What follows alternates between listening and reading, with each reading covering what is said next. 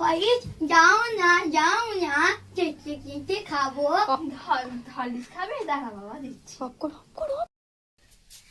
দাঁড়াও, যখনই সংসারে টাকা দিতে বলি তখন বলো কোথায় পাবো, আর এখন ছেলেকে লুকিয়ে লুকিয়ে হরলিক্স খাওয়া হচ্ছে। ডাক্তারকে হরলিক্স খেতে বলেছে, এই জন্য হরলিক্সটা খাওয়াচ্ছি। যখন হরলিক্স পয়সা ঘরে দেবে তখন হরলিক্স হবে।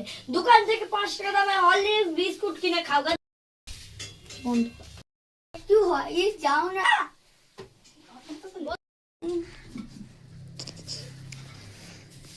মা দিদু বলো ওই হরলিক্সটা পড়ে আছে, চেটে চেটে খেতে খাবো।